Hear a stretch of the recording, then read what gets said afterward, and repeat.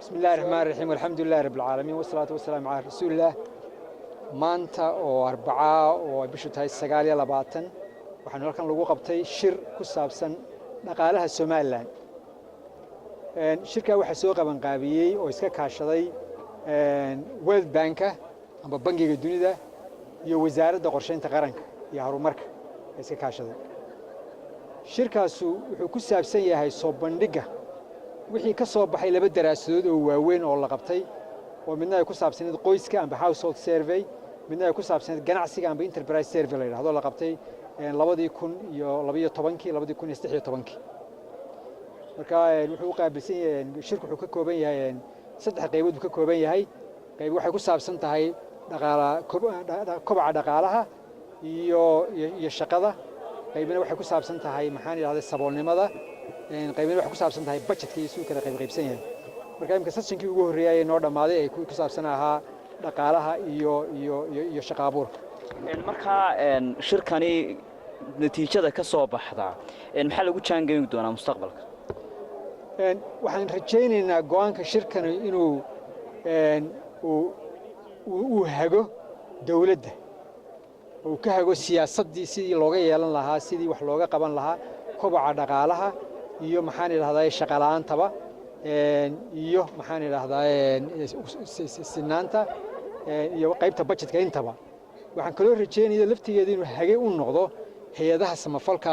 amba bahda caalamka ee nacaawisa sidii u ogaadaan meelaha aynu u baahanahay in la inaga taakuleeyo iyada laftigeeda wuxuu yahay wuxuu faa'iido u leeyahay oo yahay mujtamaca guud ahaanba saxaafadda oo ku jirto oo waxa la inoo soo bandhigay sawirka dhabta ah ee xaqiiqda maanta wadankeenu ku sugan yahay xagga dhaqaalaha yaa idinku wehelinay marka laga yimaado bangiga adduunka qabanqaabadiisa samaynta maxaan yiraahdaa sahamada go'aamada halka maanta la soo bandhigay cid kale naguma weheliso waa bangiga dunida iyo maxaan yiraahdaa wasaaradda hase yeeshee waxa jira sahamo kale oo ay heeda kala qaadeen mid baa jira ay qolada UNICEF ay qaatay oo la yiraahdo mix mid baa jiraan wadno kana maalin awaalka tirada dadka oo ay wada helayaan UNFPA kuwa kala jira laakiin kana maanta la soo bandhigay waa World Bank weey ساعة وزير واحد جدا حاجة كهذا مكان إنه جيران هايدو عن دخل كسحرون كوانا على تشانجون دوتان واحد جرا هايدو دودة ويجي واحد دخليا كسحرون يجي كواس سيدا وحكمين إنسان أما مبابين إنسان ما دام كهذا شيء ورسيدة هيدا الدولة وحلا سميني أذيك هاي سميان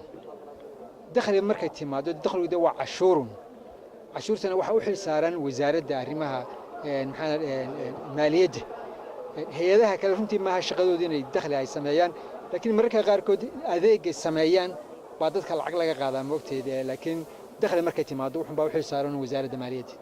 dad shaqeeya inuu wadaya hadhow hawshan aad ku maalgelisaan idinka dawladda ahaan ayaa gacanta ku dhigaya hawsha wadaya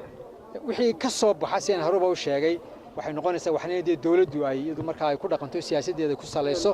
waxay noqonaysaa in dadkan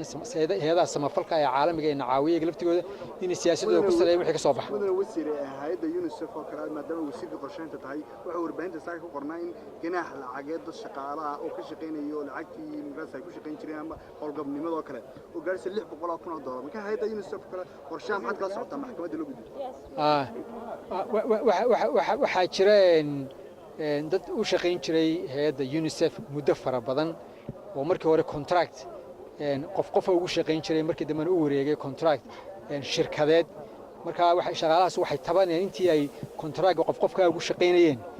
inay muddo badan inay saacado badan shaqeeyeen oo ka baxsan saacadihii xaq loogu lahaa way ka wada hadleen shaqaalaha iyo hay'addu waxay soo la tageen wasaaradda shaqada iyo shaqaalaha wasaaradda shaqada iyo shaqaaluhu go'aan bay ka gaadhay maxkamaddii markii dambe dacwadooda geeyeen maxkamadda laftigeedu go'aan bay ka gaadhay laakiin mowqifka hay'addu waxa weeye in wax la ariyo wixii contractka ku qoraa ee lagu lahaa ay ku hesheen markii hore in iyadu bixisay waana runtii u yaalay maxkamadda